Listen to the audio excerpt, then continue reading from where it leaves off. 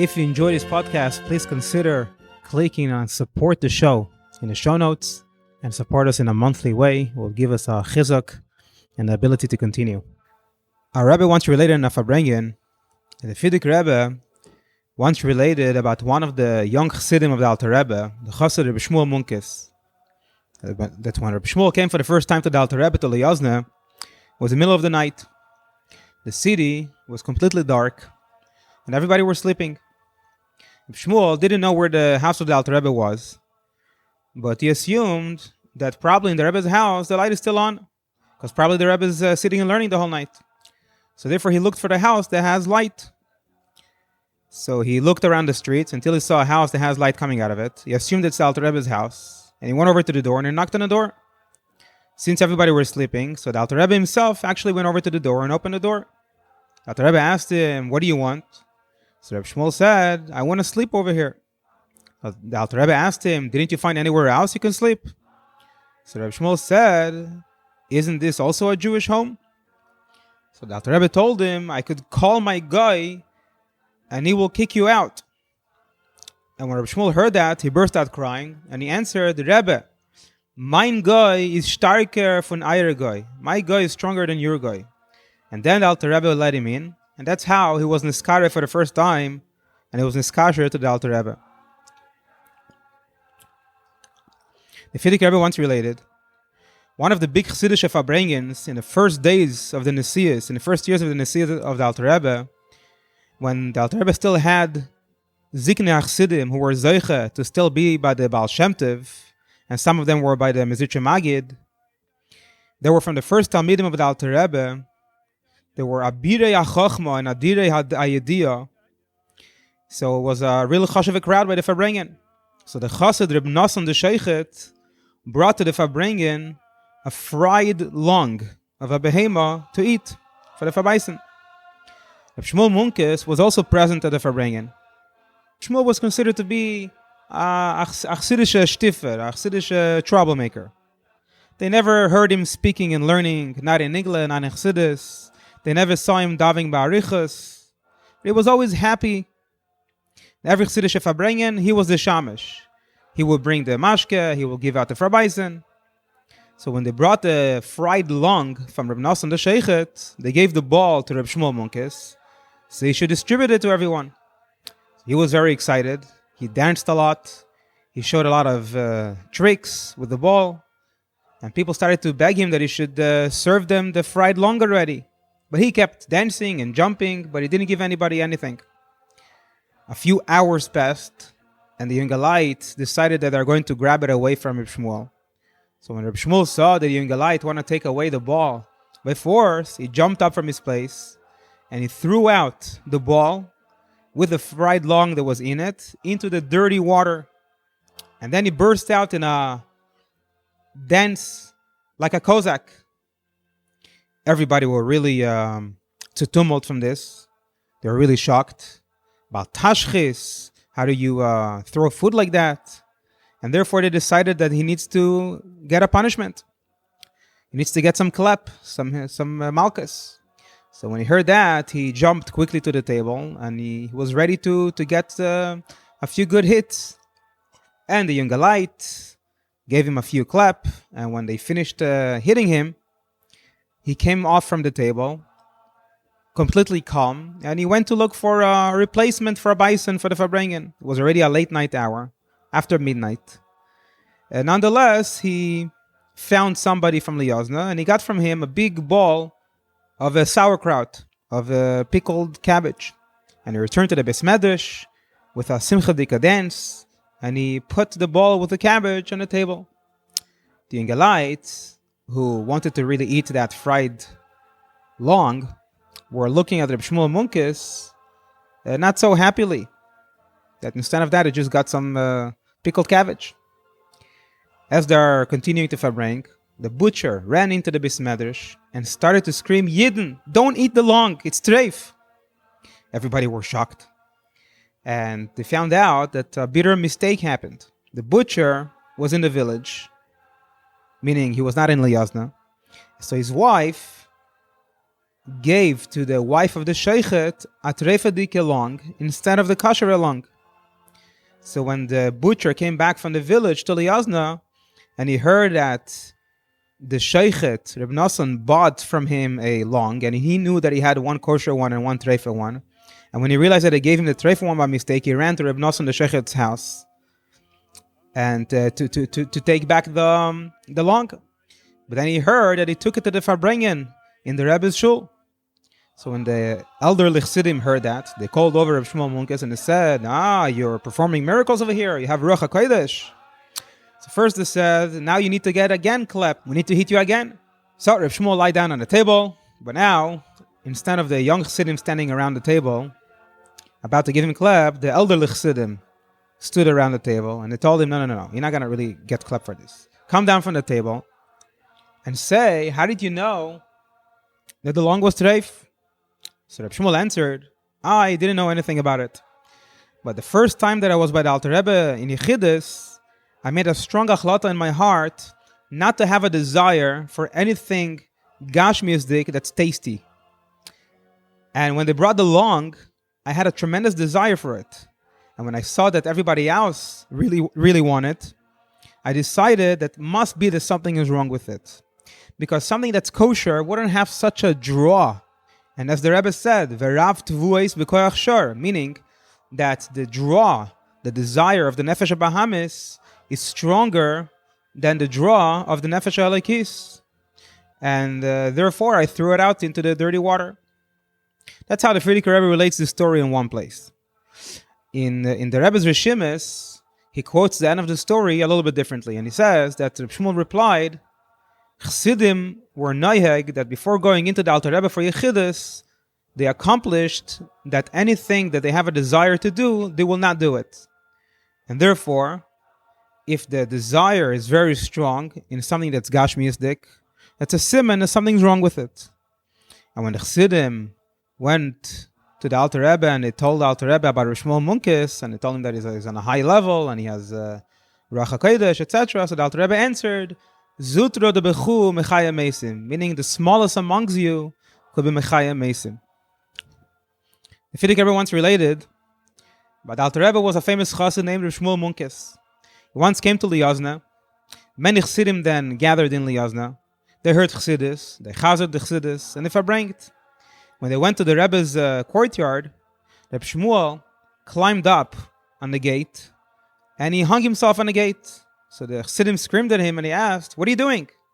So when he came down, he told them, see, when you go down the street and you see scissors hanging, so you know that here lives a tailor. And when you see boots hanging, you know that here lives a shoemaker. So therefore, at the gate of the Rebbe, a chassid needs to hang. The Frierdiker Rebbe once related, the chassid of Shmuel Munkes, one of the times that he walked to Liyazna, to the Alter Rebbe, he happened to stay in an inn that was on the way. It was during the days of Slichus. And at night, the owner of the inn and his wife woke up and prepared to go to Slichus with a minyan. So they went over to the guest, Reb Shmuel Munkes, and they woke him up. It's time for Slichus. So Reb Shmuel asked, what's Slichus? So the wife turned to the husband and she said, look at this. An older person has a face of a Talmid Chacham, he has a nice beard, must be a Melamed or a Dayan, and he doesn't know what Slichus.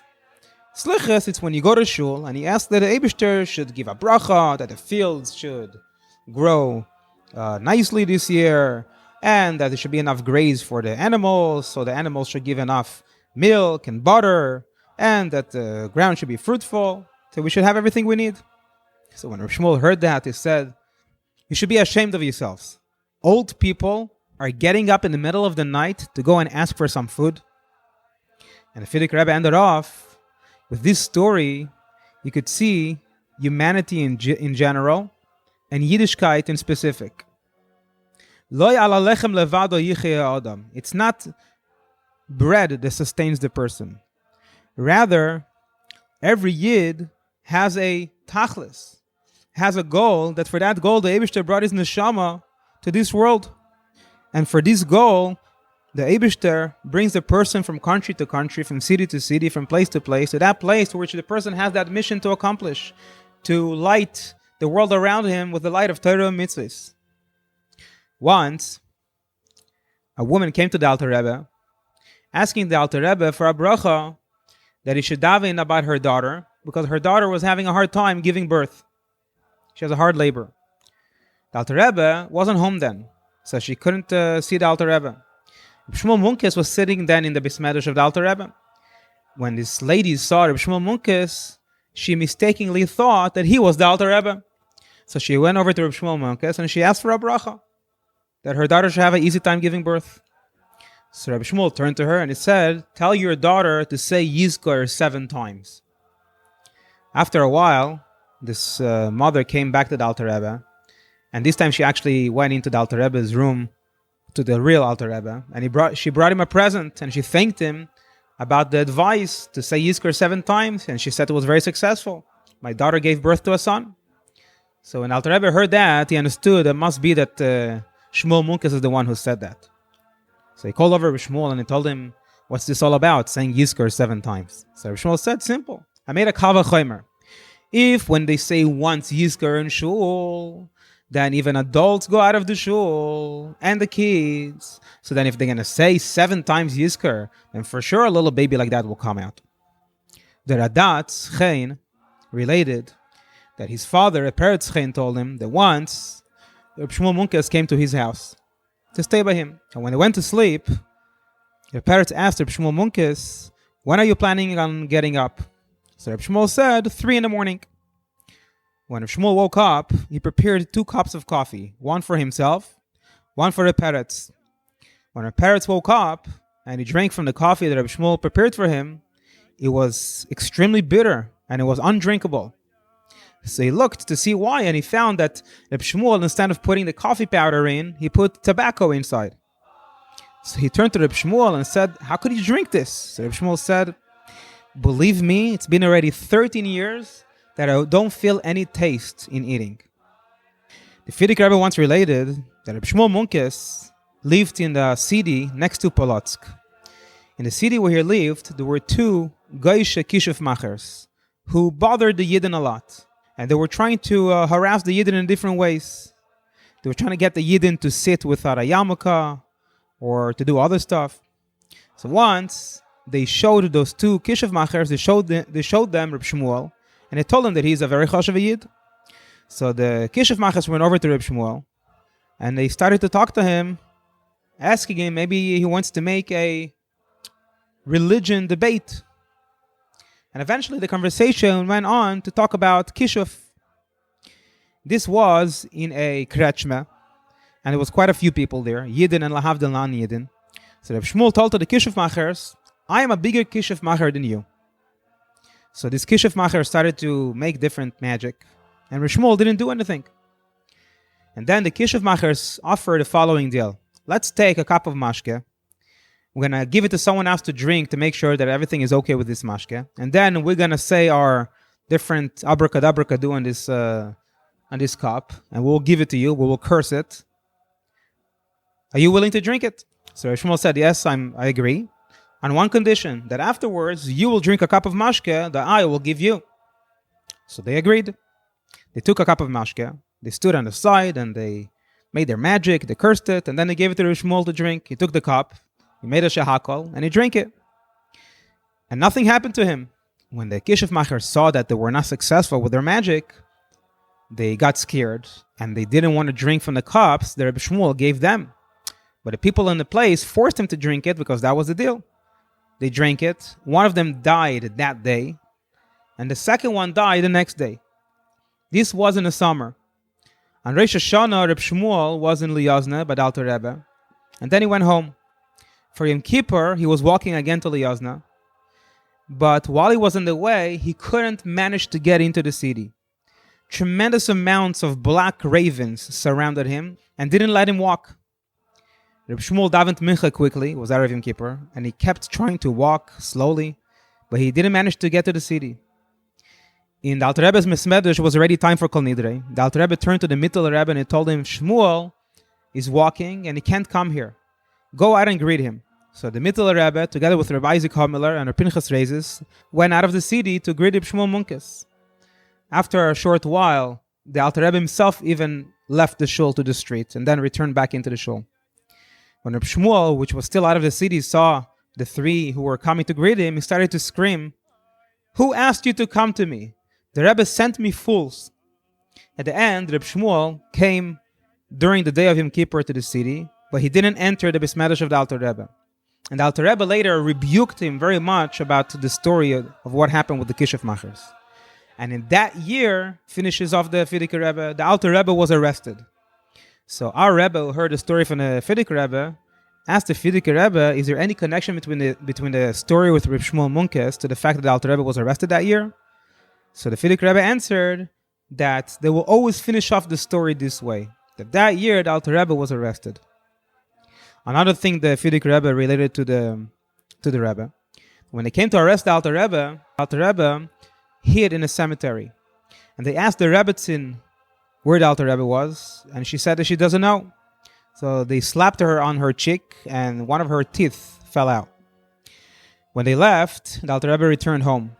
At night, Reb Shmuel Munkes came, and he knocked on the door. The Alter Rebbe opened the door, and he asked, who is there? And he said, Shmuel. According to another version, he said, Ayid. So the Alter Rebbe recognized him, and he opened up. And Reb Shmuel said, it's a Jewish home, so I could go in to warm myself up, right? So the Alter Rebbe asked him, didn't you find a better time to come than in the middle of the night? So Reb Shmuel answered, I didn't know that by the Rebbe there is also such a thing as night. So the Alter Rebbe told him, do you know Shmuel? They came to arrest me. So Reb Shmuel answered, I know. So the Alter Rebbe said, it's dangerous. So Reb Shmuel said, what should I say? In my opinion, you need to go with them. So the Alter Rebbe said, yeah, but it's dangerous. It's a sakana. So Reb Shmuel said, if you are a Rebbe, if you are a real Rebbe, then the bullet will not hit you. And if not, then you deserve it. Because in what right did you take away so much chayus and gashmius from thousands of Yidden? Now, when the Alter Rebbe heard that, he leaned with his head on his hands. Then he told Reb Shmuel, whether you are right, I don't know. But go gesundheit. In the morning, the Alter Rebbe went to the mikveh. Then he called his brother, the Maharil, and his sons, the Mittel Rebbe and Reb Avram, and he told them to fast that day. And he told them that today he will be arrested. And in the evening, they came to arrest him. The Alter Rebbe davened mincha, and then he traveled with the soldiers. Reb Shmuel Munkes lived in Bishenkovich eventually, and many times they sent to him young light so he should raise them and educate them in Chassidus and Darchei Chassidus. Once, there was a big fire in the city in the middle of the night, and Reb Shmuel's house was burnt. The family was Baruch Hashem saved, but the house was mamash burnt to the ground. The next morning, when Reb Shmuel came to see the burnt down house, he saw that everything was just ashes. So he stood and watched, and then he opened up his mouth, and out loud he said, Baruch Atah Hashem Lakeinu Melech Ha'olam. So people were sure that maybe he's going to say Dayana Emes, and everybody were watching, waiting to see what he's going to say, and he ended off, Shalai Asani Goy. So they turned to him and says, Reb Shmuel, Shalai Asani Goy. So Reb Shmuel said, imagine if I was a Goy, Chas v'Shalom, and then this fire would have happened to me. Then also my Getchke would have been burnt with my house, and I'll be left without a Getchke, without a Eibishter. But now I'm thinking to Eibishter that I'm not a Goy, that my Eibishter doesn't get burnt in a fire, and I have him forever. Once, Reb Shlomo Karliner was by the Alter Rebbe for Tisha B'Av, and Reb Shmuel Munkes was throwing stuff in the Bismedish, thorns, etc. One of these things hit Reb Shlomo. Reb Shlomo was upset, and he said, because of such young light, the Beis Hamikdash was destroyed. So Reb Shmuel answered, and not because of such young light, the Beis Hamikdash will be rebuilt. The next day, after Kinois, the Alter Rebbe walked out of the city with Reb Shlomo. Suddenly they heard a loud voice of somebody crying bitterly. So they followed the voice, and when they got close, they saw Reb Shmuel Munkes sitting in a pit, covered with bugs, ants, and saying kinnis. So when Reb Shlomo Karliner saw that, he said, because of such a light, the Beis Hamikdash will be rebuilt. We'll finish off with a Niggun is Vadus. It's Niggun number Reish Ayin in Sefer Niggunim, a Gishmaki Niggun. Oy na na na na na na na na ya ya ya ay na na na na nam, ay nam, ay na na na na nam, ay ay na na na na nam, nam. Tiyayina nam ayam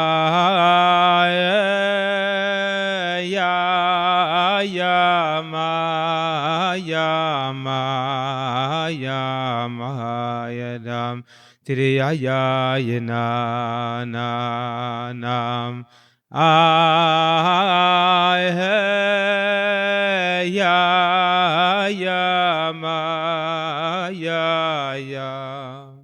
Tiriya na na na na ya Tiriya ya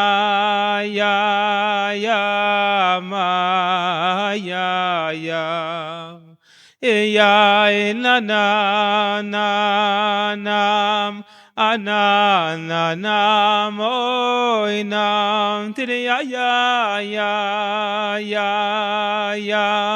ayayam ayenanam ayam